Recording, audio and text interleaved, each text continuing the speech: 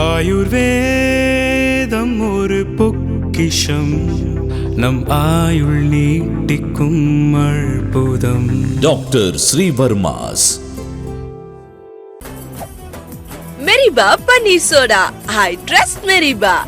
Periyar Maniammai Institute of Science and Technology, Tanjavur. Aerospace Engineering with specialization in unmanned aerial vehicle. பேரவைத் தலைவர் அவர்களே, நமது அரசால் பெண்கள் பயன்பெறும் வகையில் அவர்களின் முன்னேற்றத்திற்காகவும் பாதுகாப்பிற்காகவும் பல்வேறு திட்டங்கள் தீட்டப்பட்டு இதுவரை சிங்கப்பெண் சிறப்பு அதிரடிப்படை திட்டம், தாய்மாமன் தங்கமோதிர திட்டம், வெற்றி மகளிர் ஆடுகள் வளர்ப்பு திட்டம், அண்ணனின் சீர்திட்டம் போன்ற திட்டங்கள் அறிவிக்கப்பட்டு அதற்கான நிதி ஒதுக்கீடும் செய்யப்பட்டு நடைமுறைப்படுத்த நடவடிக்கைகள் மேற்கொள்ளப்பட்டு வருகிறது. மேலும் நமது அரசு மக்களின் வாழ்வாதார முன்னேற்றத்தினை முதன்மை நோக்கமாக கொண்டு வெற்றி தொலைநோக்கு திட்ட ஆவணத்தினை, வெற்றி விஷன் டாக்குமெண்ட் வெளியிட்டுள்ளது. அந்த திட்ட ஆவணத்தின் அடிப்படையில் இலக்கு நிர்ணயம் செய்து பல்வேறு திட்டங்கள் அடுத்து வருகின்ற 1ஆம், 3ஆம் மற்றும் 5ஆம் ஆண்டிற்குள் நிறைவேற்றத்தக்க திட்டங்களாக வகைப்படுத்தப்பட்டுள்ளது. சிறப்பினமாக பெண்கள் பயன்பெறும் வகையில் பல்வேறு திட்டங்களுக்கு செயல் வடிவம் கொடுத்து இவ்வரசு நிறைவேற்றும். கடந்த 4 மாதங்களாக வளைகுடா பகுதியில் நிலவி வரும் போர் சூழல் காரணமாக எரிவாயு சிலிண்டர் கிடைப்பதில் தட்டுப்பாடு நிலவி வருகின்றது. இதனால் மாற்று எரிபொருளை பயன்படுத்தி வருவதாலும் எரிவாயு சிலிண்டர் விலை உயர்வினாலும் பொதுமக்கள் தங்களது வருவாயிலிருந்து கூடுதலான தொகையினை செலவிட்டு இன்னலுக்கு ஆளாகி வருகின்றனர். இதனை கருத்தில் கொண்டு நிதி நெருக்கடியான சூழலிலும் பொதுமக்களின் நிதிச்சுமையினை குறைக்கும் வகையிலும் பொதுமக்களின் நலனை பாதுகாக்கவும் மக்களுக்கு அளித்த வாக்குறுதியை நிறைவேற்றும் நோக்கிலும் எரிவாயு சிலிண்டருக்காக செலவழிக்கப்பட்டு வரும் தொகையினை அவர்களுக்கு வழங்க அரசு முடிவு செய்துள்ளது.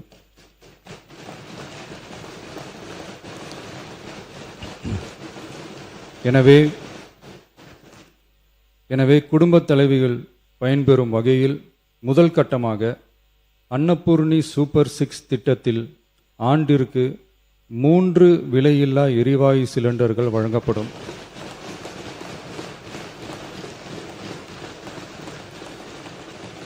எரிவாயு சிலிண்டருக்கான விலை பயனாளிகளின் வங்கி கணக்கில் நேரடியாக வரவு வைக்கப்படும். இத்திட்ட பயனாளிகள் எரிவாயு சிலிண்டர் பதிவு செய்து சிலிண்டர் பெற்றவுடன் எண்ணெய் நிறுவனங்களிடமிருந்து பட்டியல் பெற்று சிலிண்டருக்கான விலை பயனாளிகளின் வங்கி கணக்கில் வரவு வைக்கப்படும். இத்திட்டத்தினால் சுமார் 1,30,16,104 குடும்பங்கள் பயனடைவார்கள். அதாவது ஆண்டு வருமானம் ரூபாய் 2.5 லட்சத்திற்கு மிகாமல் உள்ள பொருளாதாரத்தில் பின்தங்கியுள்ள குடும்பத்தினர், சிறு குறு விவசாய குடும்பத்தினர், மாற்றுத்திறனாளி குடும்பத்தினர் போன்ற சமூகத்தில் உள்ள நலிந்த குடும்பத்தினர் பயனடைவார்கள். இத்திட்டத்தினை செயல்படுத்துவதற்கான ஆயத்த பணிகள் துவங்கப்பட்டுள்ளது. இத்திட்டம் வரும் பொங்கல் பண்டிகை ஜனவரி மாதம் முதல் செயலாக்கத்திற்கு கொண்டு வரப்படும்.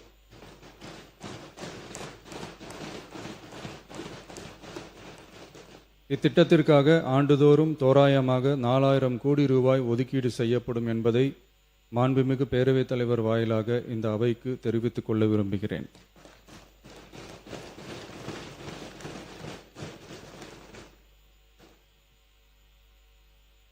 மாண்புமிகு பேரவைத் தலைவர் அவர்களே, சென்னையில் உள்ள மீனம்பாக்கம் விமான நிலையம் இந்திய விமான நிலையங்கள் ஆணையத்தால் AAI இயக்கப்படுகிறது.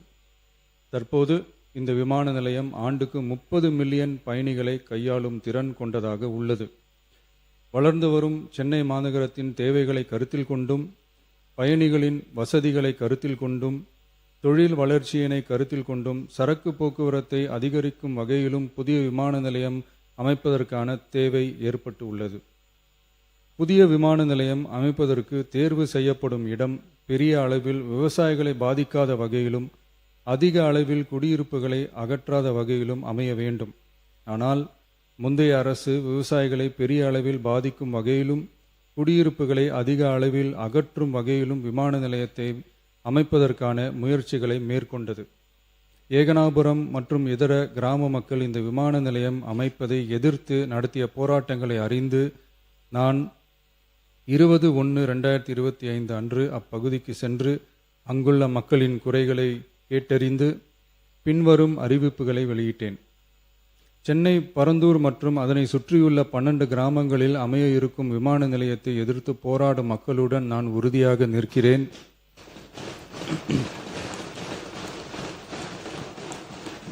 நீண்ட நாட்களுக்கு மேலாக இந்த திட்டத்திற்கு எதிராக போராடி வரும் விவசாயிகளுக்கு எனது ஆதரவை தெரிவித்துக் கொள்கிறேன். விவசாயிகளே நாட்டின் முதுகெலும்பு. இந்த விவசாய நிலங்களை பாதுகாக்க இந்த மக்கள் போராடி வருகிறார்கள். விக்கிரவாண்டியில் அக்டோபர் 2024 நடந்த பொதுக்கூட்டத்திலேயே பரந்தூரில் புதிய விமான நிலையம் அமைப்பதற்கு எதிர்ப்பு தெரிவித்திருக்கிறேன். தொழில் வளர்ச்சி மற்றும் அதற்கான விமான நிலையங்களின் பங்கு பற்றி நான் நன்கு அறிவேன்.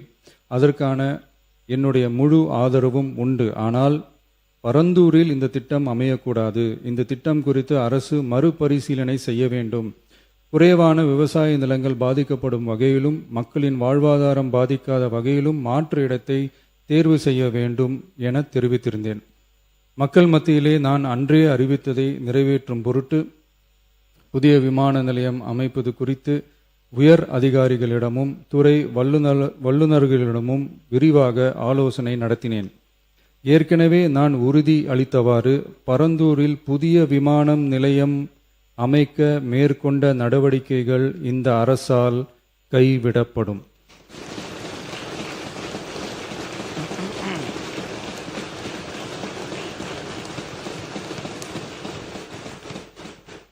துறை சார்ந்த வல்லுநர்கள் மற்றும் கல்வியாளர்கள் ஆகியோர்களிடம் கலந்தாலோசித்து விவசாய நிலங்கள் மற்றும் குடியிருப்புகளுக்கு பெரிய அளவில் பாதிப்பு ஏற்படாதவாறு புதிய விமான நிலையம் அமைப்பதற்கான பொருத்தமான சில மாற்று இடங்கள் தேர்வு செய்யப்பட்டுள்ளன.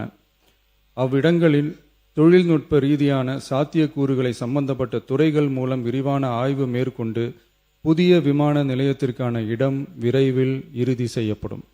இதற்கிடையில் சென்னை மீனம்பாக்கம் விமான நிலையத்தை மேலும் விரிவாக்கம் செய்து அதன் வடமேற்கு பகுதியில் ஆண்டுக்கு கூடுதலாக 20 மில்லியன் பயணிகளை கையாளக்கூடிய டெர்மினல் 5 என்ற புதிய பயணிகள் முனையம் அமைக்க ஏர்போர்ட்ஸ் அத்தாரிட்டி ஆஃப் இந்தியாவுடன் இணைந்து அணுகுசாலை மற்றும் மேம்பாலம் அமைப்பதற்கான நடவடிக்கைகள் மேற்கொள்ளப்படும். சென்னை மீனம்பாக்கம் விமான நிலையத்தில் தற்போது நடைபெற்று வரும் டெர்மினல் 3 பயணிகள் முனையம் கட்டுமான பணிகள் முடிவுற்ற பின் ஆண்டுக்கு 35 மில்லியன் பயணிகளை கையாளக்கூடியதாக இருக்கும். மேலும் புதிய டெர்மினல் 5 பயணிகள் முனையம் செயலாக்கத்திற்கு பிறகு ஆண்டுக்கு மொத்தம் 55 மில்லியன் பயணிகளை கையாளக்கூடியதாக இவ்விமான நிலையம் இருக்கும்.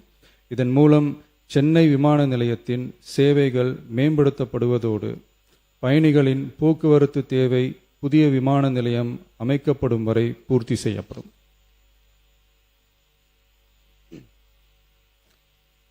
மாண்புமிகு பேரவைத் தலைவர் அவர்களே, ஒரு மாநிலத்தின் உண்மையான முன்னேற்றம் என்பது அதன் பொருளாதார வளர்ச்சியால் மட்டுமல்ல, பெண் கல்வி, வேலைவாய்ப்பு, மருத்துவம், வணிகம் மற்றும் சமூக வாழ்வின் அனைத்து தளங்களிலும் சுதந்திரமாகவும் பாதுகாப்பாகவும் பங்கேற்கும் வாய்ப்புகளாலும் அளவிடப்படுகிறது.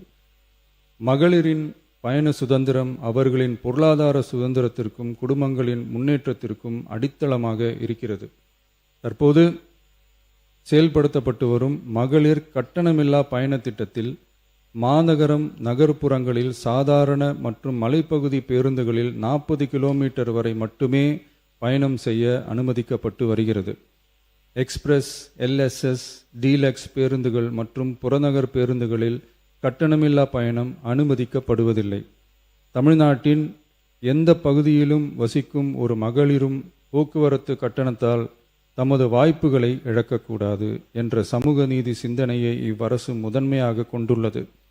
இதனை கருத்தில் கொண்டு மகளிர் கட்டணமில்லா பயண திட்டத்தை விரிவுபடுத்தி பெருமளவில் பயனளித்திடும் விதமாக வெற்றி பயணம் என்ற பெயரில் தேசத்தந்தை மகாத்மா காந்தியடிகளின் பிறந்த நாளான அக்டோபர் 2ஆம் தேதி முதல் செயல்படுத்த அரசு முடிவு செய்துள்ளது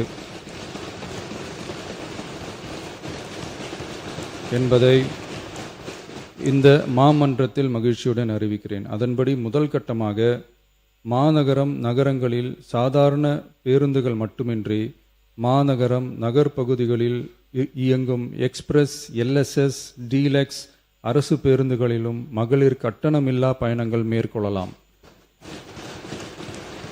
மேலும்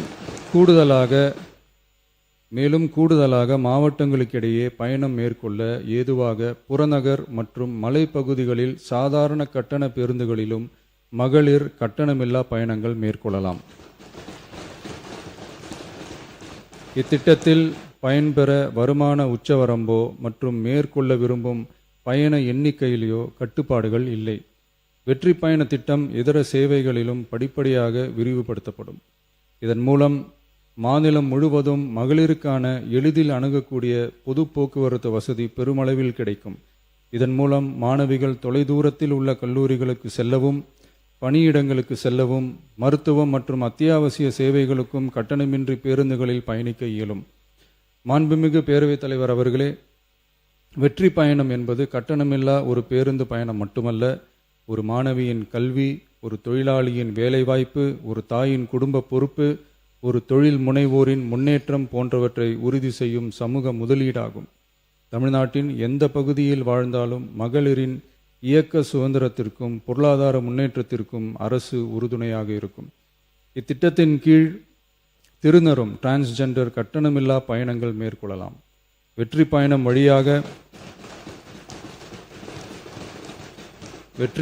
வழியாக மகளிரின் வாய்ப்புகள் விரிவடைந்து குடும்பங்கள் முன்னேறி சமூக நீதியும் சமத்துவமும் நிலை பெற்று வளமான வெற்றி தமிழ்நாட்டை உருவாக்கும் நமது பயணம் மேலும் வலுப்பெறும் என்பதை தெரிவித்துக் கொள்கிறேன். இத்திட்டத்தை செயல்படுத்துவதன் மூலம் ஆண்டுதோறும் தோராயமாக 6000 கோடி ரூபாய் செலவினம் ஏற்படும். நன்றி, வணக்கம். பேரவை விதி பேரவை முன்னவர் மாண்புமிகு பால்வளத்துறை முகார் நான் பாருங்க.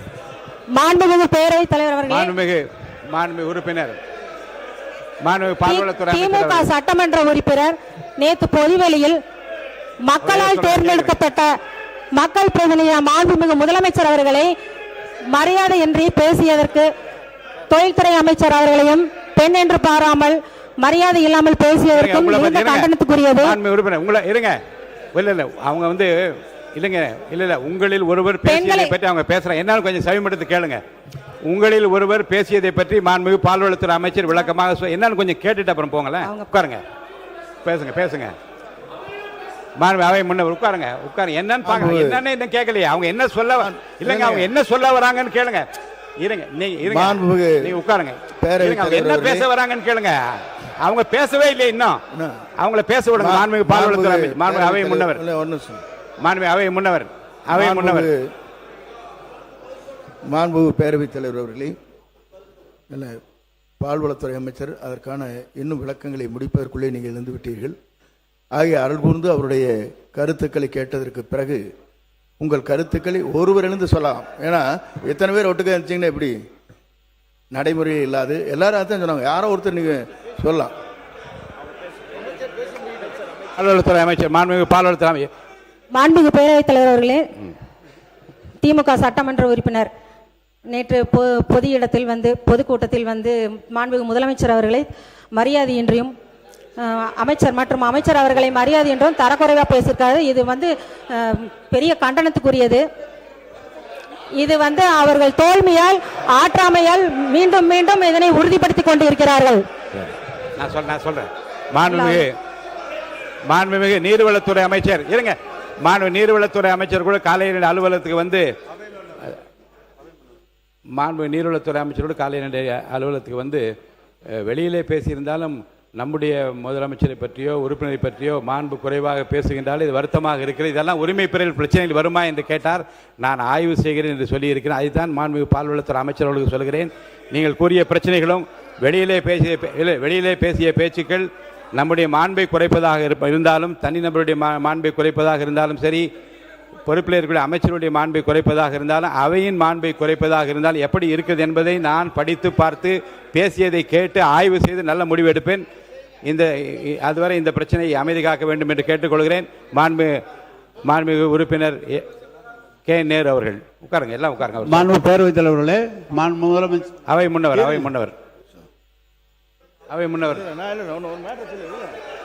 இல்லை ப்ளீஸ் இருங்க, நான் முடிக்கிறேன். பாலை பற்றி ஒரே நிமிஷம் முடிச்சுக்கிறேண்ணா. மாண்புமிகு எதிர்க்கட்சி தலைவர், முன்னாள் முதலமைச்சர் மற்றும் சட்டமன்ற உறுப்பினர் இங்கே பால் உற்பத்தியாளருடைய நிலைகளை குறித்து இங்கே பேசினீர்கள். அமைச்சர் அதற்கான விளக்கங்களை சொன்னார்கள். கருணையுள்ளம் படைத்த நம்முடைய தமிழக முதலமைச்சர் அவர்கள் விவசாயிகள் என்று சொன்னாலே அவருடைய துயரங்களை துடைக்க வேண்டும் என்பதுதான் அவருடைய தலையாய கடமையாக இருந்து விவசாய சங்கத்தை அழைத்து பேசியவர் நம்முடைய முதலமைச்சர். ஆகவே இது போன்ற பால் உற்பத்தியாளர் தங்களுடைய போராட்டத்தை வாபஸ் பெற்றுக்கொண்டு விரைவில் அவரோடு பேச்சுவார்த்தை நடத்தலாம் என்று கூறியிருக்கிறார்கள். அதுவும் நடைபெறும். மாண்பு உறுப்பினர் கே நேரு அவர்கள், மாண்பு உறுப்பினர் நீங்கள் பேசும்போது ஒன்று சொல்லிடுறேன். எந்த காரணத்தை முன்னிட்டும் அவையில் அறிக்கை ஒன்று மாண்பு முதலமைச்சராலோ அமைச்சர் பெருமக்களால் சமர்ப்பிக்கப்படுகிற போது விதியின் கீழ் எந்த விவாதமும் கிடையாது. 110 விதியின் கீழ் சமர்ப்பிக்கப்பட்ட அறிக்கைக்கு எந்த விவாதம் கிடையாது. அது குறித்து பேசுவதாக இருந்தால் அனுமதி இல்லை. வேறு விஷயங்களை பற்றி பேசுவதற்கு நான் அனுமதி அளிக்கிறேன். வேண்டாம், இல்லை, அது 110 விதியின் கீழ். மாண்பு பேரவைத் தலைவர் அவர்களே, ஏற்கனவே அரசால் முடிவு செய்யப்பட்டு இடங்கள் எல்லாம் தேர்வு செய்யப்பட்டு மாண்பு உறுப்பினர் அனுமதி இல்லை, அனுமதி இல்லை. கூடலூர் தொகுதி இல்லை, இது அனுமதி இல்லை, விவாதமே இல்லை. அதை பற்றி எந்த விளக்கம் கேட்டால் இன்னொரு உறுப்பினர் சொல்ல விரும்புவார். அனுமதி இல்லை. மாண்பு உறுப்பினர் கூடலூர் தொகுதிக்குட்பட்ட பகுதியில் புலி தாக்கியது தொடர்பாக மாண்பு எதிர்க்கட்சி தலைவர் மற்றும் திரு தலவாய் சுந்தரம், மாண்பு உறுப்பினர் திரு கணேஷ்குமார், மாண்பு உறுப்பினர் டி ராமச்சந்திரன், மாண்பு உறுப்பினர் கா மாரிமுத்து, மாண்பு உறுப்பினர் போஜராஜன், மாண்பு உறுப்பினர் செல்லசுவாமி அவர்கள் இங்கே ஏற்கனவே 55 விதியின் கீழே அறிக்கை ஒன்று கொடுத்திருக்கிறார். மாண்பு உறுப்பினர் போஜராஜன் அவர்கள், மாண்பு உறுப்பினர் போஜராஜன், புலி தாக்குனதை பற்றி சொல்லுங்க. புலி உங்க ஊர்ல எப்படி தாக்குது, அதனால் ஏற்பட்ட விளைவுகளை பற்றி விளக்கமா சொல்லுங்க.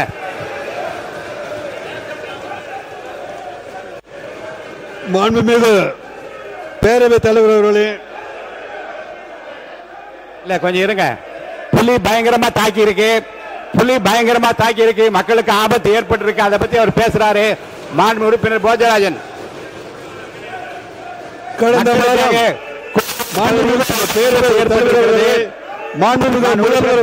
பேசுறது கொஞ்சம் கேட்போம்.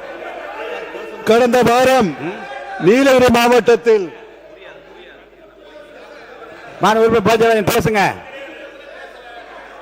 கடந்த வாரம் நீலகிரி மாவட்டத்தில் கூடலூர் பகுதியிலே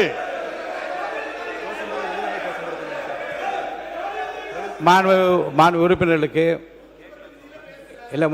உறுப்பினர்களுக்கு விதியை படித்து விட்டேன். இந்த விதிப்படி தான் நடப்பேன், மாற்றம் கிடையாது. நீங்கள் எதிர்த்து குரல் கொடுப்பதாக இருந்தால் தாராளமாக நீங்கள் வெளியே சென்று குரல் கொடுக்கலாம். அவைக்குள்ளே நான் இதை அனுமதிக்க முடியாது. மாண்பு உறுப்பினர் போஜராஜன் பேசுறீங்களா? அவை முன்னவர். மாண்பு பேரவைத் தலைவர் அவர்களே, 110 விதியின் கீழ் உங்களுக்குள்ள ஒரு முடிவு எடுங்க. சீக்கிரமா உங்களுக்குள்ள ஒரு முடிவு எடுங்க. என்ன செய்யலாம் என்பதை பற்றி ஒரு முடிவு எடுத்து நீங்க அமைதியாக நான் நடத்துவதற்கு எனக்கு வழிவகை செய்யுங்க.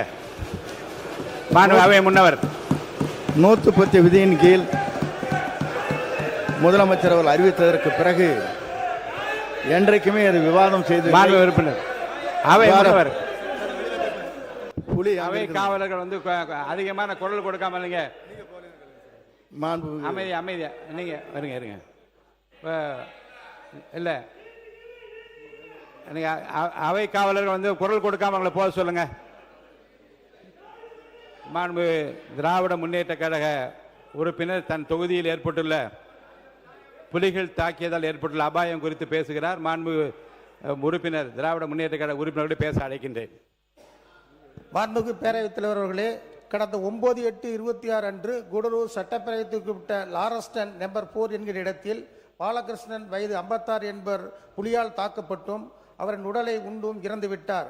உடனடியாக சட்டமன்றத்தில் இது சாதாரண புலி அல்ல, மேன் ஈட்டிங் டைகர், இதை சுட்டு பிடிக்க வேண்டும் அல்லது மயக்கூசி செலுத்தி பிடிக்க வேண்டும், அப்பொழுதுதான் மேலும் இது போன்ற சம்பவங்கள் நடைபெறாது என்றேன்.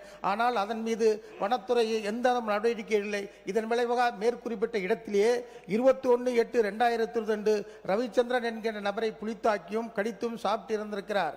இந்த துயர சம்பவத்தை கேள்விப்பட்ட உறவினர்கள், பொதுமக்கள், அரசின் போன்றவர்கள் எல்லாம் அதற்கு சொந்த பரிகாரம் தேடு என்று போராட்டம் நடத்தினார்கள். இதனை எடுக்காத அந்த அரசு அந்த பாதிக்கப்பட்ட குடும்பத்தை சேர்ந்த 3 நபர்கள் உட்பட விசிக கட்சியை சேர்ந்த சகாதேவன் என்பவரையும் மற்றும் மார்க்சிஸ்ட் கம்யூனிஸ்ட் சேர்ந்த ரவிக்குமார் போன்ற தோழர்களையும் கைது செய்து சிறைத்துள்ளார்கள். எனவே உடனடியாக அந்த மேன் ஈட்டிங் டைகர், அதாவது நேஷனல் டைகர், அந்த விதியின்படி அந்த யானை வந்து மேன் ஈட்டிங், ஏன்னா 3 பேரை இதுவரைக்கும் சாப்பிட்டுருச்சு.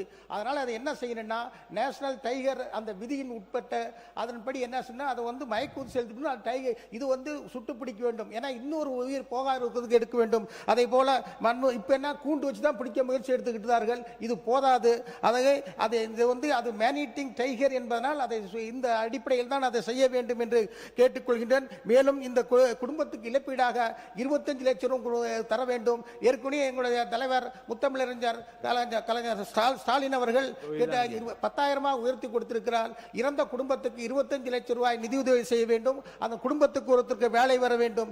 ஏற்கனவே இன்னொரு விஷயம் என்னன்னா, கிட்டத்தட்ட இந்த 2 மாதத்தில் மட்டும் கிட்டத்தட்ட 8 பேர் யானையால் தாக்கப்பட்டு இறந்திருக்கிறார்கள். அதே போல பல்லாயிரக்கணக்கான விவசாய நிலங்கள் அளிக்கப்பட்டிருக்கின்றன, பல பேர் காயமுற்றுகள், அரசு அலுவலகம் போன்ற கட்டடங்கள் எல்லாம் இடித்து தள்ளப்பட்டிருக்கின்றன.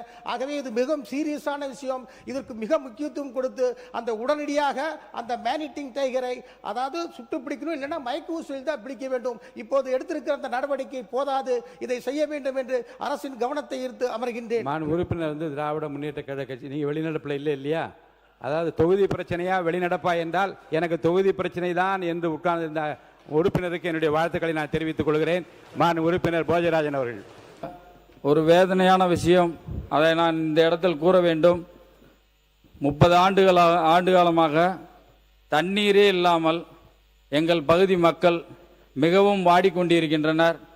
2 பேரும் ஆளும் அரசுகள் என்று கூறிக்கொண்டு இருக்கும் அவர்கள் தண்ணீரை தராமல் அவர்கள் செய்த சாதனை ஒன்று, எங்கள் மக்களின் வேதனை மட்டும்தான் அவர்கள் செய்த சாதனை. ஏனென்றால் 58 கால்வாயிலிருந்து தண்ணீர் தரவில்லை என்றதை இங்கே கூறிக்கொள்கிறோம். உட்காருங்க. அதே போல ஆட்டாதீங்க, உட்காருங்க.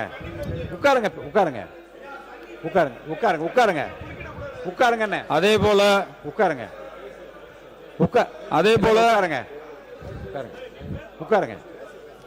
58 கால்வாயில் இங்கு வல்லரசு அவர்கள் கொண்டு வந்தார்கள். அவர் பெயரையும் சூட்ட வேண்டும். முன்பு இருந்த ஆட்சியாளர்கள் இருந்தாலும் சரி, இத்தனை ஆண்டு காலம் வந்தாலும் சரி, தண்ணீரை ஒரு அடிப்படை தேவை, தண்ணீரை கொடுக்கவில்லை என்பது எங்களது குற்றச்சாட்டு கிடையாது. எங்கள் மக்களின் வேதனையை நான் கொடுத்து கொண்டே ஆக வேண்டும். உட்காருங்க. அதே மாதிரி அந்த 58 கால்வாயை நீங்கள் கொண்டு வந்தாலும் அந்த தொட்டி பாலத்தை நாங்கள் தான் கட்டி கொடுத்தோம் என்று சொன்னாலும் அதற்கு தண்ணீரை நீங்க கொண்டு வரவில்லை என்பதுதான் மக்களுடைய வேதனை. பேசி முடிச்சோம். எங்கள் மக்களுடைய வேதனையாக இருக்கிறது. அதே போல பதில் அதை சொல்லிட்டோம். அதே போல 58 கால்வாயை பேசி முடிச்ச பிறகு சொல்லுங்க, நான் தான் வாய்ப்பு தரேன்னு சொல்றேன். 58 கால்வாயை நிறைவேற்றி விட்டோம். 58 கால்வாய் ஆசியாவிலே மிகப்பெரிய தொட்டி பாலம் அமைத்தோம் என்று கூறிக்கொண்டால் மட்டும் போதாது, அதில் தண்ணீர் வர வேண்டும். இதில் வேடிக்கையான விஷயம் என்னவென்றால், வைகை அணையில் போன வருடம் 4 முறை வெள்ள அபாய எச்சரிக்கை விட்டாங்க. ஆனால் 4 முறையும் ஒரு உபரி நீரை கூட எங்க பகுதி மக்களுக்கு அவங்க கொடுக்கவே இல்லை. அதுதான் பெரிய வேதனை. தண்ணியே இல்லை. இந்த வேதனை எங்க சொல்றது? நாங்க அந்த மாமன்றத்தில் தான் சொல்லணும். ஏன்னா இன்னொரு விஷயம், இங்க இருக்க சட்டமன்ற உறுப்பினர்கள் அனைவரும் 200 அடி 300 அடியில தண்ணி இல்லைன்னு சொன்னாங்க. ஆனா 200 அடி 300 அடியில தண்ணி இல்லைனாலும் எங்க பகுதியில் 1100 அடி போட்டாலும் தண்ணியே இல்லை. நிலத்தடி நீரே இல்ல. நிலத்தடி நீர் இருக்கிறதுக்காக தான் இந்த மாதிரி ஒரு திட்டத்தை கொண்டு வந்தாங்க PN வல்லரசு அவர்கள். அதை நிறைவேற்றி தரவே இல்லை. இந்த தண்ணி இல்லாம இங்க மக்கள் வந்து ஒரு 5000 ஆரம்பிச்சாங்க. ஒரு 30 வருஷத்துல இருந்து இன்னைக்கு 20,000 குடும்பங்கள் வந்து வெளி மாநிலத்தில் போய் வேலை பார்த்துட்டு இருக்காங்க. இந்த மக்கள் எல்லாம் வெளி மாநிலத்தில் வேலை பார்க்கறதுக்கு ஒரு அடிப்படை வசதி, ஒரு விவசாயிகள் தண்ணி இல்லாம இருக்காங்கன்றது எங்களோட கோரிக்கை. அது ஒரு பிரதான கோரிக்கை. எங்க மக்கள் ரொம்ப வேதனையான விஷயம். ஒரு விஷயத்தை கூட செஞ்சதில்லை. இன்னொரு விஷயம், நல்ல வேளை தமிழக வெற்றி கழக அரசு இந்த தடவை வந்துருச்சு. இல்லைன்னா எங்கள் பகுதியே இந்த மேப்பிலே காணா போயிருக்கும். உசிலம்பட்டி மேப், அந்த மேப்பில் தமிழ்நாடு மேப்பிலே உசிலம்பட்டி காணா போயிருக்கும். எந்த ஒரு நலத்திட்டையும் செய்ததே இல்லை. ஏன்னா நான் இதை சொல்லிதான் ஆகணும். இதை சொல்லிதான். இது பாதிக்கப்பட்ட ஒருத்தர் நானும் ஒருத்தன் தான். பாதிக்கப்பட்ட மக்கள் நானும் ஒருத்தன் தான். அதனாலதான் நான் சொல்றேன். எங்கள் மக்கள் உறுப்பினர் ஏவா வேலு அவர் உட்காருங்க. ஒருத்தர் மட்டும் உட்காருங்க. பேரவைத் தலைவர்களே உட்காருங்க. மாண்புமிகு பேரவைத் தலைவர் அவர்களே, இருங்க. நீங்க முதல்ல சொல்லிக் கொண்டே இருந்தால் உறுப்பினர் முதல்ல இருங்க. உட்காருங்க. மாண்பு உறுப்பினர் உட்காருங்க. நீங்க உட்காருங்க. மாண்பு உறுப்பினர் இருங்க. உங்களை மட்டும் நான் பேச அனுமதி. இவ்வளவு பேர் உங்க பின்னாடி இப்படி நின்னா என்ன நியாயம்? யார் கண்ட்ரோல் பண்றது? அப்புறம் யார் அவையை கண்ட்ரோல் பண்ண முடியாமோ? உட்கார சொல்லுங்க. முதல்ல உட்கார சொல்லுங்க. மாண்புமிகு பேரவைத் தலைவர்களே, சட்டமன்ற உறுப்பினர் செந்தில்குமார் அந்த பகுதியை சார்ந்தவர். அவ்வளவு சொல்லுங்க. தண்ணீர் பிரச்சனை பற்றி குறிப்பிடுகிறார். தண்ணீர் பிரச்சனை என்பது எப்பொழுதும் இயற்கையாக வருவதுதான். அது ஆட்சியை வச்செல்லாம் கிடையாது. மழை பெய்யலனாக்கா எப்ப தண்ணீர் பிரச்சனை வரதான் செய்யும். அதில் ஒன்றும் மாற்று கருத்து இல்லை. அதே போன்று 400 அடி 800 அடி 1200 அடி அப்படின்னு பார்க்கிற போது ஒரே ஊரில் பார்த்தீங்கன்னா ஒரு இடத்துல 400 அடி போர் போடணும், இன்னொரு இடத்துல 800 அடி போடணும், இன்னொரு 1000 அடி போடணும். இது வந்து நேரடியாக ஒரு அரசாங்கத்தின் குற்றச்சாட்டு கூட சொல்ல முடியாது. அது இயற்கை தான். ஆனால் திட்டமிட்டு சென்ற ஆட்சியில் திட்டமிட்டு ஏற்கனவே இருந்த ஆட்சியில் என்று எங்களுடைய ஆட்சியை குறிப்பாக ஒரு குற்றம் சாட்டுகிறார். அதை பற்றி ஒரு விளக்கம் சொல்லணும். நான் கேட்கிற பொழுது எங்களுடைய சட்டமன்ற உறுப்பினர் அதிக்கணும். நீங்க எக்ஸ்சேஞ்ச் பண்றேன்னு சொல்றீங்க. ஆனாக்கா பேசிய பேச்சு அப்படியே லைவ்ல போயிடுது. நீங்க சொல்லி புரோஜனம் இல்ல. விரைவில் அதை பற்றி ஒரு முடிவு எடுக்கிறோம். அதனால என்னன்னா அவங்க சொல்லுகிற பொழுது குற்றச்சாட்டு சொல்லுகிற பொழுது உடனே எங்களை அனுமதிச்சாதான் அதுங்களை பதில் சொல்ல முடியும். நீங்க அவர் பின்னால சொல்லுன்றீங்க. அதுக்குள்ள ரீல் கட்டி மேல போயிடுது. ரீல் இது சம்பந்தமாக நம்முடைய செந்தில் வந்து பேச அனுமதிங்க. ஏன்னா அந்த பகுதி அவரு தான் தெரியும். அதெல்லாம் மாண்பு உறுப்பினர் செந்தில்குமார், மாண்பு மணிமாறன். மாண்புமிகு பேரவைத் தலைவர் அவர்களே,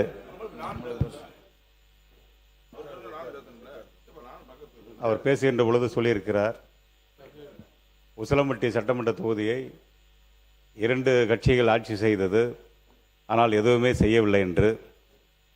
அரசு கல்லூரி கொண்டு வந்தது அங்கே தலைவர் கலைஞர் அவர்கள் என்பதை மறந்துவிட வேண்டாம். 58ஆம் கால்வாய் திட்டத்தை கொண்டு வந்தது தலைவர் கலைஞர் அவர்கள். ஒரு நிமிஷம் இருங்க. மாண்பு பள்ளிக்கல்வித்துறை அமைச்சர் இருங்க. அவர் சொல்லி முடிக்கட்டும். மாண்பு பள்ளிக்கல்வித்துறை அமைச்சர் கொஞ்சம் அவர் முடிச்ச உடனே நீங்க மொத்தமா பதில் சொல்லிடுங்க. சுருக்கமா சொல்லுங்க. என்ன கிளாரிபிகேஷனா என்னயா? இல்ல, அவர் சொல்றாரு உசிலம்பட்டி தொகுதி மேப்பிளே காணாம போயிருன்னு சொல்லிட்டு. மதுரை மாவட்டத்தில் அதிக செழிப்போடு இருக்கிற ஏரியா உசிலம்பட்டியும் சோழவந்தான் பகுதி என்பதை நான் இந்த நேரத்தில் குறிப்பிட. மாண்பு பள்ளிக்கல்வித்துறை அமைச்சர் வாங்க.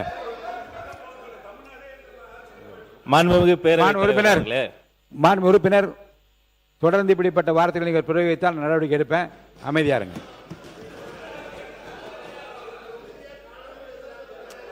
அப்புறம் அதுக்காக பதில் உட்கார்ந்தபடியே சொல்லுவாரா? உட்கார்ந்தபடியே ஒரு பதில் சொல்லுவாரா? அவர் சொல்லுங்க.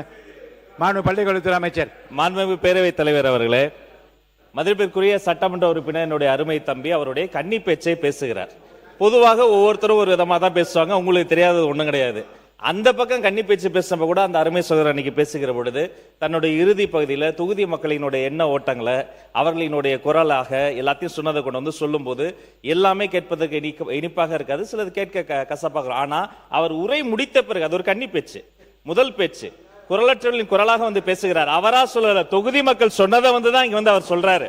கேட்டுட்டு மூத்த உறுப்பினர்கள் அவர் ஒரு அரை மணி நேரம் அண்ணா அழகா கிரானாலஜிக்கல் ஆர்டர்ல எப்படி வந்து அழகா எப்படி வந்து ஒரு நீர்வளங்கள் துறை, உள்ளாட்சி, பேரூராட்சி, நகராட்சி எல்லா நம்பர்லையும் மனப்பாடம் பண்ணி நம்ம புரட்சி கலைஞர் கேப்டன் மாதிரி கட கட கடன்னு அவ்வளவு நம்பர்ஸ் எல்லாம் மனப்பாடம் அழகா சொன்னார். அப்ப அவருடைய அனுபவத்தில் அதெல்லாம் சொல்றார். அப்ப இங்கே வரக்கூடிய அந்த புதிய உறுப்பினர் என்பவர் அவருடைய முதல் பேச்சை சொல்கிறவர், அதை பேசி அவர் முடித்த பிறகு கூட அதற்கான பதிலை நம்ம சொல்ல முடியும். கருத்தா எதிர்கொள்வோம். ஆனா ஒவ்வொரு முறையும் நான் பார்க்கிறேன், சில வார்த்தைகள் இங்க சொன்ன உடனே ஒவ்வாமையில ஒரு மொத்த பேரும் எழுந்து நின்றுகிட்டு உங்களுக்கு எதிராக பேசுவது என்பது ஏற்புடையதல்ல. உறுப்பினர் உங்களை பத்தி பாராட்டி தான் சொல்லியிருக்காரு. உங்களை பத்தி பாராட்டி தான் சொல்லியிருக்காரு. நிறைய கருத்துக்கள் சொன்னீங்கன்னு தான் சொன்னார். அவர் தவறா சொல்ல. அவரை சார், மாண்புமிகு பேரவைத் தலைவர் அவர்களே, மாண்புமிகு பள்ளிக்கல்வித்துறை அமைச்சர் அவர்கள் மனப்பாடம் பண்ணாருன்னு மனப்பாடம் இல்லை, தளபதியும் கற்றுத்தந்த பாடம். எனவே மனப்பாடம் இல்லை, எனக்கே 5 வருஷம் அந்த துறையை எங்களுக்கு தெரியாத, அது எப்படி தெரியும்? ஏன்னா மனப்பாடம் அல்ல, எங்களுடைய தலைவர்கள் கற்றுத்தந்த பாடம் அது. மாண்பு உறுப்பினர் விஜய், நீங்க தொடர்ந்து பேசலாம். மாண்புமிகு பேரவைத் தலைவர் அவர்களே, செல்வ செழிப்பாக இருக்கிறது சட்டமன்ற உறுப்பினர் அருகில் இருக்கும் சட்டமன்ற உறுப்பினர் தான் சொன்னாங்க. ஆனால் நான் வந்து என் குரலை வந்து மக்கள் குரலாக தான் சொல்கிறேன், அந்த வேதனையை தான் சொல்கிறேன், அதை புரிஞ்சுக்கிறாம இவங்க பேப்பரில் படிச்சுட்டா அது தொகுதிக்கு நடைமுறைக்கு வந்துருமா, இவங்க பேப்பரில் அறிவிச்சுட்டா அது தொகுதிக்கு நடைமுறைக்கு வந்துருமா, அந்த தொகுதியை பார்த்தா அந்த மக்களை பார்த்தா இன்னும் வந்து அவங்க ஒரு சட்டை போடுறது கூட 80% மக்கள் அவங்க நல்லா இல்லை. பேரவைத் தலைவர் அவர்களே, அவங்களாம் ரொம்ப பாதிக்கப்பட்டு இருக்காங்க. அவங்க சட்டை போடுறது கூட தீபாவளி பொங்கலுக்கு போட்டப்போ அந்த ஒரு சட்டையை 1 வருஷமா போட்டுட்டு இருக்காங்க. அந்த மாதிரி தான் இருக்காங்க, செல்வ செழிப்பா இருக்காங்கன்னு சொல்றாங்க. நான் அந்த மக்கள் குரலாக தான் நான் இங்கே இருப்பேன். எத்தனை எதிர்ப்பு வந்தாலும் எது வந்தாலும் நான் அந்த குரலை பதிவு செய்வேன். மக்கள் வேதனைப்படுகிறார்கள், பதிவு செய்வேன். மாற்றம் என்று இந்த அரசை சொன்னீர்களே, ஒரு நிவாரணத்துக்கு கூட இந்த நடந்த நிகழ்வு அது. அதை நான் இந்த இடத்துல சொல்றேன்.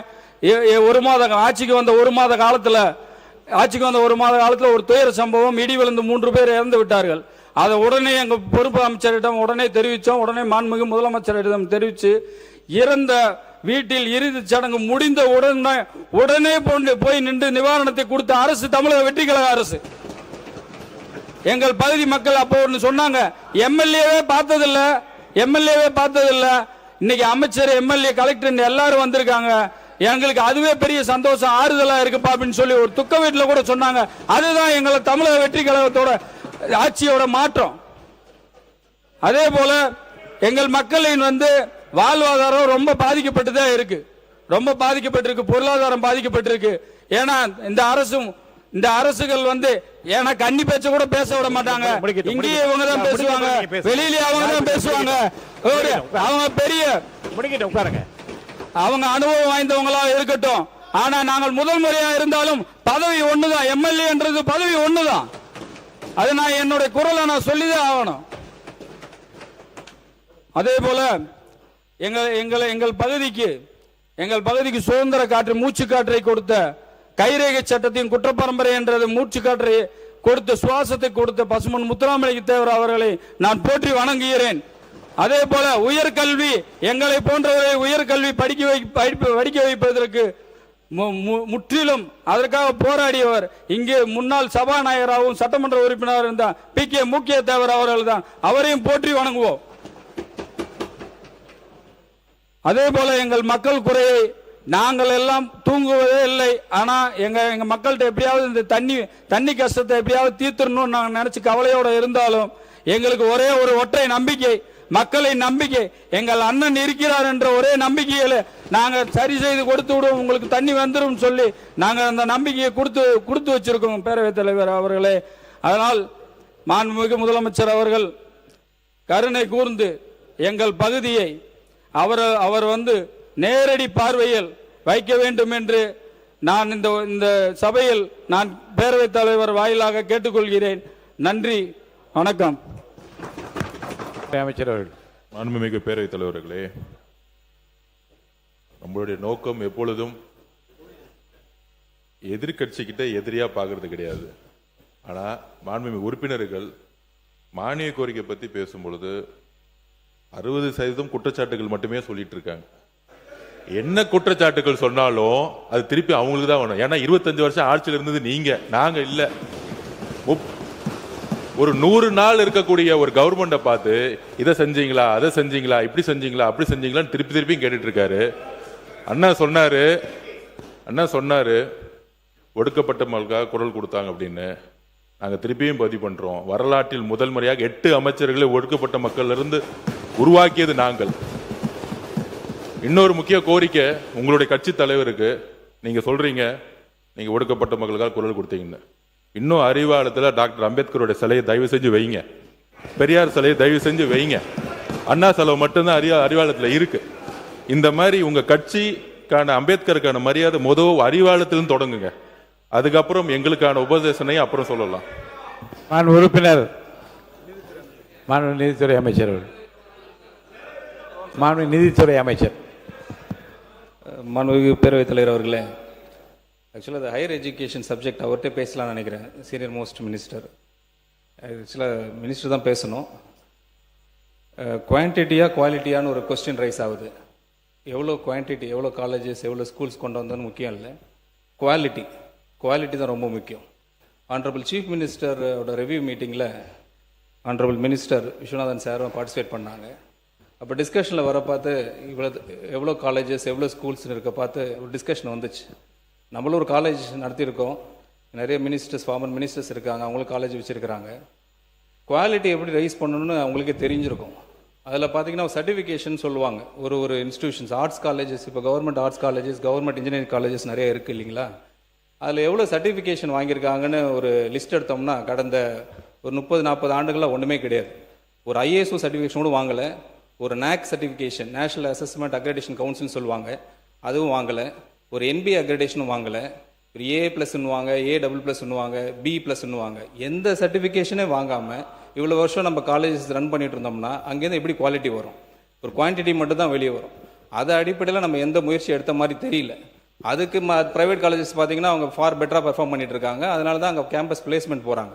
அது நான் இங்கே வந்து ஸ்ட்ரெஸ் சொல்லணும்னு விருப்பப்படுறேன். அதே மாதிரி ஹையர் எஜுகேஷன் ரிலேட்டடாக சார் சொல்லியிருந்தாங்க, நான் சேலரி ஐட்டம்ஸ்னு ஒன்று இருக்குது. அதில் நீங்கள் பார்த்தீங்கனாலே தெரியும், நான் சேலரி ஐட்டம்ஸில் கடந்த 2024-25ன்னு பார்த்தீங்கன்னா 4,364 கோடி. அப்போது 2025-26 சப்ளிமெண்ட்ரி இதில் பட்ஜெட்டில் வந்து 6,673 கோடி. இன்டர்வியூ பட்ஜெட்டில் பார்த்தீங்கன்னா 2026-27 8,176 கோடி. நாங்கள் தாக்கல் பண்ண ரிவைஸ்ட் பட்ஜெட் எஸ்டிமேட்டில் 2026-27 8,203 கோடி, கிட்டத்தட்ட இன்க்ரீஸ் தான் பண்ணி கொடுத்துருக்குறோம். அது உங்களோட தகவலுக்கு சொல்லிடுறோம். அது மட்டும் இல்லாமல் இந்த ஸ்கூல் எஜுகேஷன் வந்து டிபார்ட்மெண்ட் வந்து எனக்கும் அதில் கொஞ்சம் எக்ஸ்பீரியன்ஸ் இருக்குது ஓரளவுக்கு. வேலு சார்லாம் இருக்காங்க, பெரிய எஜுகேஷனிஸ்ட் அவங்கலாம். அந்த என்ன சார் நீங்க பேசுங்க, அமைச்சர் இங்கே பார்த்து பேசுங்க, நீங்க தொடர்ந்து பேசுங்க. அங்கேருந்து வாய்ஸ் இல்லை நீங்க அதை பற்றி கவலைப்பட வேணாம், நீங்க பேசுங்க. எஜுகேஷன் டிபார்ட்மெண்ட்டில் பள்ளி கல்வித்துறை அமைச்சர் இருக்கிறாங்க. அவங்கள்ட்ட அந்த ரிவ்யூ மீட்டிங்கில் கூட நிறைய டிஸ்கஷன் போயிட்டு இருந்துச்சு. நிறைய இப்போது முறைகேடுகள்லாம் சொல்லிட்டு இருந்தாங்க, நிறைய பேர் மேலே வழக்கெல்லாம் போட்டிருந்தாங்க. சில இடத்துல பார்த்தீங்கன்னா கட்டாயப்படுத்தி தான் காசு வாங்கியிருக்கிறாங்க. அதில் ஒரு மிகப்பெரிய ஒரு பாதிக்கப்பட்ட ஆள் நான். கட்டாயப்படுத்தி இது வந்து நிறைய இடத்துல வந்து நான் பதிவு பண்ண விரும்புகிறேன். அதுக்கு முழுக்க காரணம் என்னன்னு கேட்டிங்கன்னா, இங்கே சாட்சின்னு கேட்குறாங்க, எவிடன்ஸ் கேட்குறாங்க. அது டாக்குமெண்ட் எவிடன்ஸ் வந்துட்டு போகுது. இங்கே நானே ஒரு எவிடன்ஸ் தான், நானே ஒரு சாட்சி தான். ஃபார்மர் எஜுகேஷன் மினிஸ்டர் அவர் சபையில் இல்லை, அப்படி இருந்தால் சொல்லியிருக்கணும். பட் வேறு வழி கிடையாது. நான் டிஸ்க்ளோஸ் பண்ணக்கூடாதுன்னு நினச்சேன், அவர் வழி இல்லை. கடந்த 3 நாட்களாக இந்த சப்ஜெக்ட் இப்படி சுற்றிக்கிட்டே இருக்குது. இதுக்கு ஒரு முற்றுப்புள்ளி வச்சு ஆகணும். நாளைக்கு வேணால் அவங்க கேஸ் போட்டுக்கிட்டோம், டிஃபமேஷன் கேஸ் போட்டுக்கிட்டோம், இல்லை என்கொயரி போட்டு நானே வரேன், டைரெக்டாக வந்து அவரை ஃபேஸ் பண்ணலாம். எந்த இடத்துல, எந்த டி நகரில், எந்த இடத்துல, குளோபல் அப்படின்னு ஒரு இடத்துல எவ்வளோ அமௌண்ட்டு கொடுத்தோம் எல்லாம் நானே சொல்ல முடியும், எல்லாரையும் சொல்ல முடியும், கிளியராக அமௌண்ட் சொல்ல முடியும். இதுதான் சாட்சி. நான் சொல்லக்கூடாதுன்னு நினச்சிக்கிட்டு இருந்தேன் சார், நான் சொல்லக்கூடாதுன்னு நினச்சிக்கிட்டு இருந்தேன். வேறு வழியே கிடையாது. ஒரு கட்டத்துக்கு அப்புறம் மைனாரிட்டி இன்ஸ்டிடியூஷனுக்கு எவ்வளோ அமௌண்ட் வாங்கினீங்க, இது எல்லாம் நானும் சொல்ல முடியும். மாண்புமிகு பொதுப்பணித்துறை அமைச்சர்,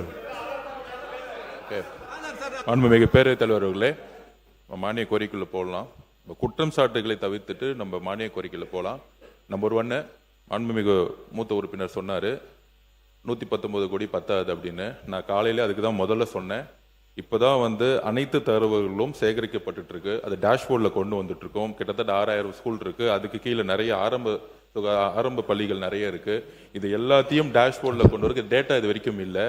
இதனால தான் நான் வந்து சட்டமன்ற உறுப்பினர்கிட்ட சொன்னேன், இது வெறும் ஒரு சிஇ மட்டும் செஞ்சா அதுக்கான ஒரு சூப்பர்வைசிங் இருக்காது. ஸோ சட்டமன்ற உறுப்பினர்களும் அதை சூப்பர்வைசிங் பண்ணி அதுக்கான ஒரு செக் அண்ட் பேலன்ஸ் சிஸ்டம் இருக்கணும். இந்த ஸ்கூல் சரியா இல்லையாங்கிறது உங்களுடைய என்ஓசியும் ஒரு நாள் கேட்கப்படும். நீங்க ஒரு என்ஓசி கொடுத்துட்டீங்கன்னா பொதுப்பணி பிடபிள்யூ டிபார்ட்மெண்ட்டுக்கு ஒரு சிஇ தவறு செஞ்சா கூட எம்எல்ஏக்கு ஒரு அந்த செக் அண்ட் பேலன்ஸ் சிஸ்டம் ஒரு என்ஓசி நீங்க கொடுக்கணும். ஓகே, இந்த ஸ்கூல் நல்லா இருக்கு, இவங்க பொதுப்பணித்துறையில நம்ம வந்து இந்த ஸ்கூலுக்கு வந்து நம்ம பட்ஜெட் அலாட் பண்ணியிருக்கோம், இந்த ஸ்கூலுக்கு 30 லட்சம் கொடுத்துருக்காங்கன்னா கிட்டத்தட்ட பினான்ஸ் டிபார்ட்மெண்ட் சொன்னதுன்னா 60-70% லீக்கேஜ் நடந்திருக்கு அப்படிங்கிறது சொல்லியிருக்காங்க. அப்ப அவங்க என்ன பினான்ஸ் டிபார்ட்மெண்ட் என்ன சொல்றாங்கன்னா, நீங்க சரியா மெயின்டெனன்ஸ் பண்ணுங்க. அப்ப நான் சொன்னது என்னன்னா, இதை வந்து அரசு அதிகாரிகள் அவங்க வேலை செய்யட்டும், எம்எல்ஏக்களுக்கு அந்த கடமையை நம்ம கொடுக்கணும், அதுக்கான அதிகாரமும் கொடுக்கணும். பிடபிள்யூ டிபார்ட்மெண்ட்ல இருந்து எம்எல்ஏக்களுக்கு அதுக்கான அதிகாரம் கொடுக்கணும், மக்களால் தேர்ந்தெடுக்கப்பட்டவங்களுக்கான அதிகாரம் கொடுக்கணும்.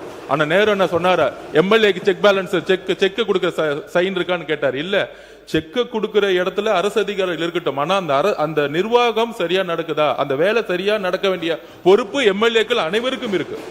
தன்னுடைய ஒவ்வொரு ஊர்லயும் தன்னுடைய ஒவ்வொரு தொகுதியிலையும் சரியான ஸ்கூல் இருக்கா, சரியான காலேஜ் இருக்கா, சரியான மருத்துவமனையா இருக்கான்னு சொல்லக்கூடிய அதிகாரம் எம்எல்ஏ அவர்களுக்கு இருக்கு.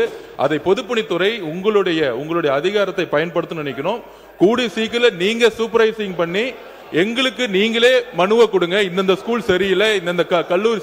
ஒரு நிமிஷம் முடிச்சிடறேன், நீங்க பேசுங்க, முடிச்சிடறேன். நீங்க தொடர்ந்து இது ஒரு பொது பிரச்சனை. இது வந்து இதுக்குள்ள நான் வந்து இது பழைய பிரச்சனை பத்தி பேசவில்லை. ஏன்னா நிறைய இடத்துல கம்ப்ளைண்ட்ஸ் வந்துகிட்டே இருக்கு நம்மளுடைய பள்ளிக்கல்வித்துறை அமைச்சர்கிட்ட. அதனால தான் சொன்னோம், எல்லா எம்எல்ஏக்களும் இந்த சட்டமன்றம் இருக்கும் சனிக்கிழமை ஞாயிற்றுக்கிழமையோ நீங்களே சூப்பர்வைசிங் பண்ணி பொதுப்பணித்துறையில சிஇ லெவல்ல எங்ககிட்ட கொடுத்துட்டீங்க, என்னுடைய கவனத்துக்கு கொண்டு வந்துட்டாலும் உடனடியாக அது சரி செய்ய வேண்டும். வரவேற்பு தகுந்த ஒரு அறிவிப்பு, ஏதாவது காலக்கெடு கொடுக்க இத்தனை தேதிக்குள்ள கொடுங்க. நம்ம இப்ப இல்லன்னு சரி செஞ்சாலே நம்ம பாக்குற அளவு பாத்தீங்கன்னா குறைஞ்சபட்சம் 2 வருஷம் ஆகும். தமிழ்நாடு முழுசும் கணக்கெடுப்பு வந்து சட்டமன்ற உரிமைகளை அளிப்பதற்கு எவ்வளவு கால அவகாசம் தரீங்க? இல்ல, உடனே இப்ப பார்த்தா கூட சரி. ஏன்னா ஒவ்வொருத்தருக்கும் ஒரு நிர்வாக கட்டமைப்பு இருக்கும். அவங்களே பார்த்துட்டு உடனடியாக கொடுத்துட்டா அதிகமா பிரச்சனை இருக்கக்கூடிய ஸ்கூல்ல நம்ம வந்து கவனம் செலுத்துவோம். எப்ப கட்டணம் இடிகிற மாதிரி இருக்கு, நவரவே முடியாது அப்படின்னா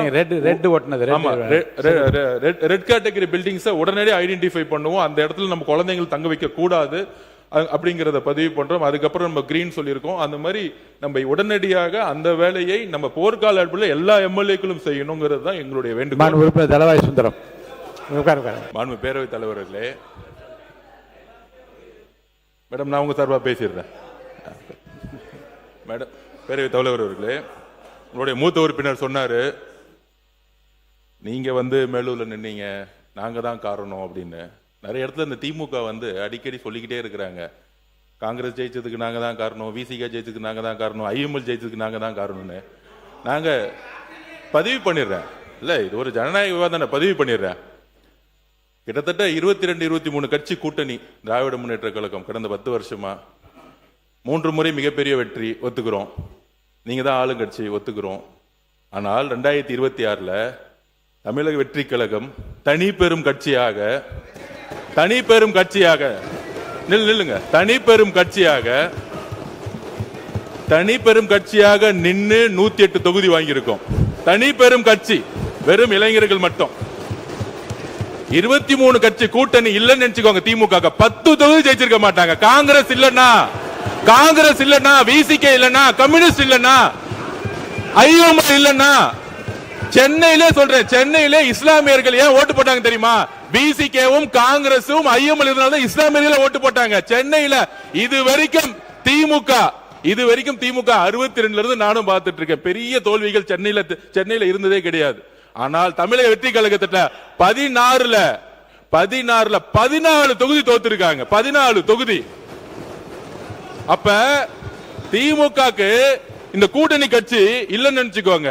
கூட்டணி கட்சி கிட்ட இருந்து 15% வரும். அந்த 15% இல்லன்னு நினைச்சுக்கோங்க. சென்னையில அந்த 2 தொகுதி கூட ஜெயிச்சிருக்க முடியாது. தமிழ்நாட்டுல 10 தொகுதி ஜெயிச்சிருக்க முடியாது. நீங்க இன்னைக்கு எதிர்க்கட்சியா உட்கார்ந்தது காரணம் காங்கிரஸ், நீங்க எதிர்க்கட்சியா உட்கார்ந்தது காரணம் கம்யூனிஸ்ட், நீங்க எதிர்க்கட்சியா உட்கார்ந்தது காரணம் ஐஎம்எல், நீங்க எதிர்க்கட்சியா உட்கார்ந்தது காரணம் விசிகே, நீங்க எதிர்க்கட்சியா உட்கார்ந்தது காரணம் கூட்டணி. இதான் ஞாபகம் வச்சுக்கோங்க.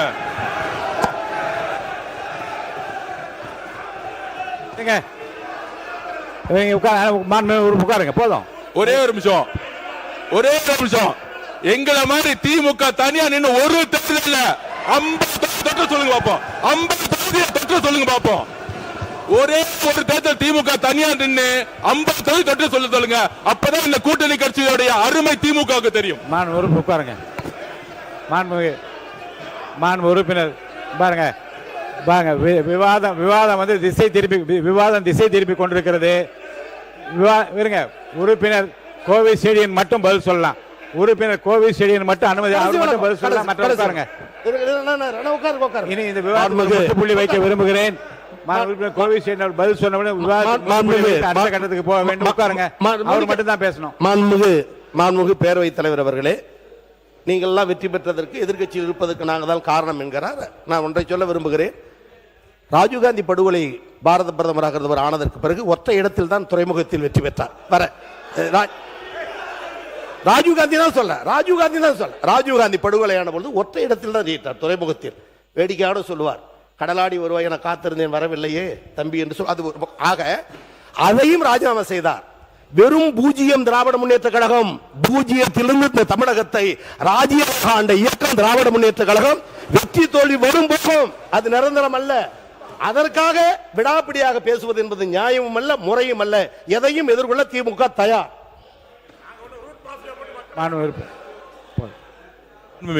ஒரே ஒரு நிமிஷம், இவரும் கேட்டு அப்புறம் நீங்க சொல்லலாம். நீங்க சொல்லுங்க. மாண்புமிகு உறுப்பினர் நேரு அவர்கள், அவர் கேட்டவர் சேர்த்தே சொல்லிடுங்க பதில். மாண்புமிகு பேரவைத் தலைவர் அவர்களே, கூட்டணியில் இருந்து வெற்றி பெற்றோம் என்று அது நாங்கள் ஒத்துக்கொள்கிறோம், அதெல்லாம் ஒன்றுமில்லை. எங்களுடைய கூட்டணியில் இருந்து வெற்றி பெற்றவருடைய ஆதரவோடு தான் நீங்கள் இன்றைக்கு ஆட்சி அமைத்திருக்கிறீர்கள். அதை செஞ்சுங்க. உங்களுக்கு அவ்வளவு ரோசமா தனியா நின்னா அவரை வெளியே அனுப்பிச்சுட்டு ஆட்சி வந்தீங்க. ஏன் வெளியே, ஏன் அவர் வந்து 80ல தோத்து போய் நின்ன போது காங்கிரஸை கை கொடுத்தது திமுக, இல்லைன்னா காங்கிரஸே வந்திருக்காது. எப்படி அப்படி சொல்றது? சவால்கள், எதிர் சவால்களுக்கு ஒரு முற்றுப்புள்ளி வைக்கிறேன். மாண்பு பொதுப்பணித்துறை அமைச்சர், இதோடு இந்த விவாதத்துக்கு முற்றுப்புள்ளி வைத்துவிட்டு மானிய கோரிக்கைக்குள் நான் போக வேண்டும். மாண்புமிகு பேரவைத் தலைவர் அவர்களே, இங்கு ஒவ்வொரு கட்சிக்கும் தனித்த அடையாளம் இருக்கிறது. ஒரு தேர்தல் முடிஞ்ச பிறகு யாருக்கு யாருடன் சேர வேண்டும், யாருடன் ஆட்சி அமைக்க வேண்டும், அந்தந்த கட்சியோட நிலைப்பாடு. இது யாருக்கும் அடிமை கிடையாது. ஒரு தேர்தல் முடிஞ்சவன கூட்டணி முடிஞ்சிடும். நம்பர் 1. நம்பர் 2 சொல்றது,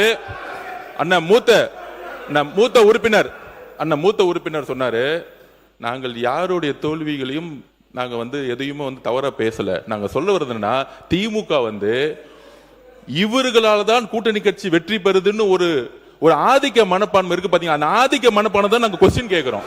அந்த ஆதிக்க மனப்பான்மை தவிர எல்லாரும் சேர்ந்துதான் ஒரு வெற்றியை உருவாக்கி இருக்காங்க. அதை பதிவு பண்றோம். எல்லா கட்சிகளும் சேர்ந்து ஒரு கூட்டணி உருவாக்கிய பொழுது அந்த வெற்றிக்கான காரணம் எல்லா கட்சிகளும் சமமா சொல்லணும். நாங்க என்னாலதான் நீங்க வெற்றி பெற்றீங்க, என்னாலதான் விசிக வெற்றி பெற்றது, என்னாலதான் நீங்க இந்த இடத்துல அந்த ஆதிக்கம் தவறுங்கிறத நாங்க பதிவு பண்றோம். உறுப்பினருக்கு முற்றுப்புள்ளி வைக்கிறேன். வெற்றியும் தோல்வி மக்களாலே வந்தது, ஏற்றுக்கொள்வோம். மாண்புமிகு உறுப்பினர் தலவாய் சுந்தரம் ஒரு கேள்வி கேட்கிறேன், கிளாரிபிகேஷன். உறுப்பினர் தலவாய் சுந்தரம் வாங்க. என்ன இப்ப என்ன பேச விரும்புறீங்களா? உட்காருங்க. உறுப்பினர் KN நேரு அவர்கள். மாண்புமிகு பேரவைத் தலைவர் அவர்களே, எங்களால தான் அவங்க வெற்றி பெற்றாங்கன்னு நாங்கள் சொல்றோம். இல்லை, அவங்களும் சேர்த்து தான் நீங்க வெற்றி பெற்றாங்க. நாங்கள் தனியா நின்னாங்க, அவங்க எங்களை விட்டுட்டு. எங்கேயாவது தமிழ்நாட்டில் இடத்த வெற்றி பெற்றிருக்காங்களா கேளு. வெற்றி பெற்றிருக்காங்க கேளு. திமுக இல்லைன்னா அவங்க வெற்றி பெற முடியாது. போதும், இந்த கேள்வி போதும். அவை முன்னவர் போதும். உறுப்பினர்கள் இது போதும் என்று நினைக்கிறேன். அவை முன்னவர். மாண்புமிகு பேரவைத் தலைவர் அவர்கள், அவை முன்னவர், விவாதம் மானிய கோரியை விட்டு பேச வேண்டிய நேரத்தை மாறி மாறி அரசியல் பேசிக் கொண்டிருக்கிறோம். நான் பேசுறேன். அதனாலதான் இல்லை, ஆகவே நான் ஒன்றை சொல்ல விரும்புகிறேன். 97 பேர் வச்சுட்டு ஒரு ஆட்சி, அவங்களுடைய சப்போர்ட் நீங்கள் பண்ணிட்டு இருந்தீங்க. அவங்களுக்கு ஏதாவது ஹெல்ப் பண்ணீங்களா? 2006 அந்த கட்சி உங்களோட இருந்து இணைந்து அவர் சப்போர்ட் செய்தார்களே, அவர்களுக்காக அமைச்சரவை இடம் பெற்றிருக்கிறது, இன்றைக்கு கொடுக்கப்பட்டிருக்கிறது. அதை நீங்கள் கொடுத்தீங்களா? முதல்ல திமுக தனியா நின்று ஜெயிச்சிருக்கா? இல்ல, திமுக தனியா நின்று ஜெயிச்சிருக்கா? ஒரு தேர்தலையாவது திமுக தனித்து நின்று சற்று வெற்றி பெற்றிருக்கிறதா சொல்லுங்க. அப்புறம் வேணா நாங்க மாண்பு உறுப்பினர் கே நேரு அவர்கள் இந்த பதில். மாண்பு பேரவைத் தலைவர் அவர்களே, என்ன சப்போர்ட் பண்ணலான்னு, என்ன ஹெல்ப் பண்ணலான்னு, மத்தியில் முதல் பிரதமர்னு சொன்னது திமுக சொன்னார். மத்திய அரசு அமைப்பதற்கு ஆதரவாக இருந்தது திமுக. 2 முறை ஆதரவாக இருந்தது திமுக. என்ன சப்போர்ட் பண்ண? நாங்க சப்போர்ட் பண்ண. இவங்க மட்டும் 26 பேர் சார் சொல்றேன், நான் சொல்லிடுறேன். 26 பேர் இல்ல, பாமகவை சேர்ந்த 21 பேர், 22 பேர் அன்னைக்கு இருந்தாங்க. பாமகவை சேர்ந்த 22 பேர் இருந்தாங்க. எனவே இவங்க ஆதரவு மட்டுமல்ல, பாமக ஆதரவு எங்களுக்கு இருந்தது. எங்களுடைய ஆதரவுல மத்திய அரசு அமைச்சிட்டு இவங்க எங்களுக்கு ஹெல்ப் பண்ணாங்களான்னு கேட்கிறார். ரொம்ப நீங்க உறுப்பினர் கேபி அன்பழகன் விவாதத்தை தொடங்கலாம். உறுப்பினர் கேபி அன்பழகன் விவாதத்தை தொடங்கலாம். இல்ல I mean, I don't allow anyone to speak now. Only KP Anbazhagan. மாண்புமிகு பேரவைத் தலைவர் அவர்களே, அவை முன்னவர் பேசிடுங்க. போதும் இதோட கடைசியை இறுதியா முடிச்சுக்கலாம். பேசுங்க. மாண்பு பேரவைத் தலைவர் அவர்களே, மாண்பு முன்னாள் அமைச்சர் அவர்கள் பேசுகிற போது 11 அமைச்சர் வாங்கிட்டு தான் நீங்க இதை பண்ணீங்க. நல்லா தெரியும். நாடு 11 அமைச்சர் அங்கே இடம்பெற்றீர்கள், அது மறந்து விடக்கூடாது. இந்த டாபிக் இதோட மாண்பு உறுப்பினர் தாரகை பட் நீங்க ஒரு நிமிஷம் மட்டும் சொல்லி முடிங்க. வாங்க பேசுங்க. என்ன சொல்ல வரீங்க சொல்லுங்க. மாண்புமிகு பேரவைத் தலைவர் அவர்களே, அவங்க இன்னைக்கு ஆட்சியை பற்றி எல்லாம் பேசிட்டு இருக்கிறாங்க. இன்னைக்கு அவங்க சொல்லாங்க தனியா நிக்க முடியுமான்னு. எங்களுடைய பாரத் ஜோடா யாத்திரை நடந்தனால தான் உங்களுக்கு இவ்வளவு எம்பிஸ் மேல கிடைச்சதுங்கிறத மறந்து விடக்கூடாது. உண்மைதான். இன்னைக்கு அன்னைக்கு எங்களுடைய கூட்டணியால தான் உங்களுக்கு எம்பிஸும் கிடைச்சு இவ்வளவு எம்எல்ஏஸும் கிடைச்சு என்பதை மறுப்பதற்கு இல்லை. அதே போல நாங்கள் உங்களுக்கு மத்தியில் ஆளுகின்ற பொழுது எங்களுடைய ஆட்சி காங்கிரஸ் ஆட்சி உங்களுக்கான பிரதித்துவத்தை தந்து உங்களுக்கான அமைச்சர்களை தந்தது எங்களுடைய ஆட்சி. 22 வருடங்கள் நாங்கள் கூட பயணித்தோம். இல்லை என்று சொல்லவில்லை. 22 வருடங்கள் உங்களுக்காக நாங்கள் பயணித்தோம். இன்றைக்கு எங்களுக்கான ஒரு ஆட்சி வரும்பொழுது நாங்கள் அவர்களுக்கு சப்போர்ட் செய்து கொண்டிருக்கிறதை மறந்துவிடக் கூடாது. நாங்கள் ஒன்றும் உறுப்பினர் கேபி அன்பழகன் மட்டும் பேசுங்க. உட்காருங்க. உறுப்பினர் கேபி அன்பழகன் நீங்க பேச தொடங்கலாம். உட்காருங்க. இல்ல மற்றவங்களாம் உட்காருங்க. அமைச்சர் ஒரு நிமிஷம். கே நேரு அவர்கள் உட்காருங்க. மாண்புமிகு பேரவைத் தலைவர் அவர்களே, மாண்புமிகு உயர்கல்வித்துறை அமைச்சர் அவர்கள் அந்த உயர்கல்வி மானியத்தை விட்டு அரசியல் பேசுகிறார்.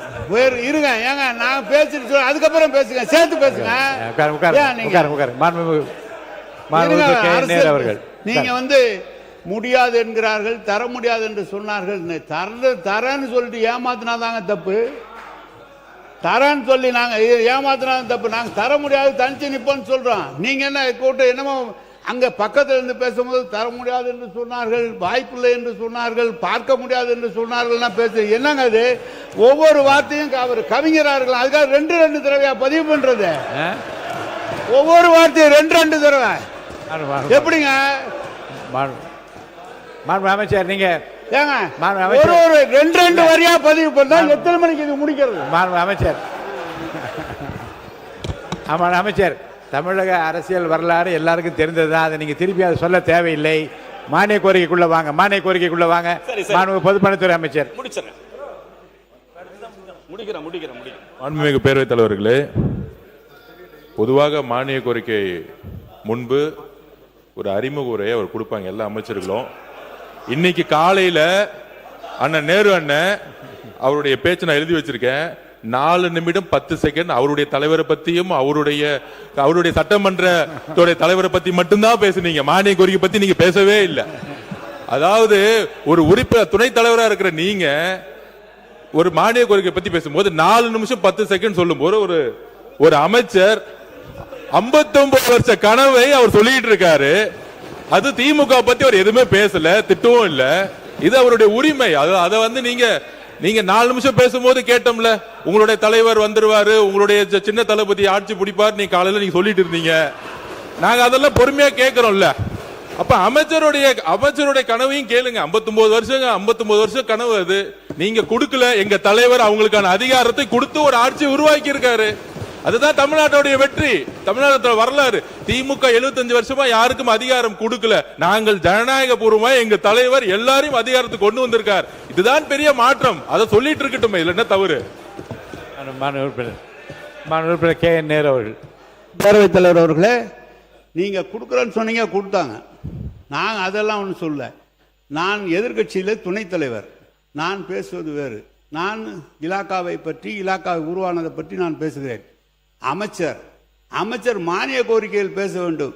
மானிய கோரிக்கையை சிறிதாக்கி விட்டு கட்சியை பத்தி பேசிக்கிட்டே இருந்தா எவ்வளவு நேரம் கேட்டுக்கிட்டு இருக்கிறது? அதான் கேட்கிறேன்.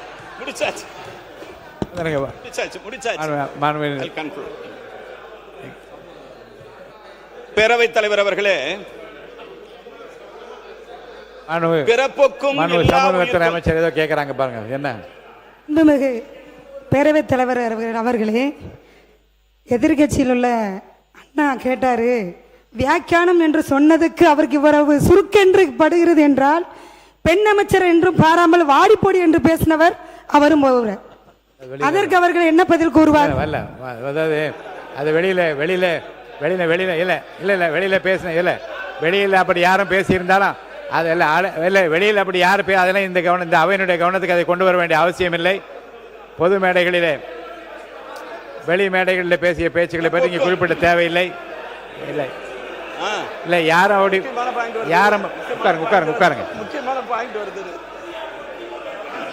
வெளி மேடைகளில் அரசியல் மேடைகளில் பேச்சுகளை பற்றி யாரும் இங்கே குறிப்பிட்டு பேச வேண்டிய அவசியம் இல்லை. அதை பற்றி நான் கவனத்தில் எடுத்துக்கொள்ள முடியாது, அவையிலும் விவாதிக்க முடியாது. மாண்புமிகு உயர்கல்வித்துறை அமைச்சர் அவர்கள்.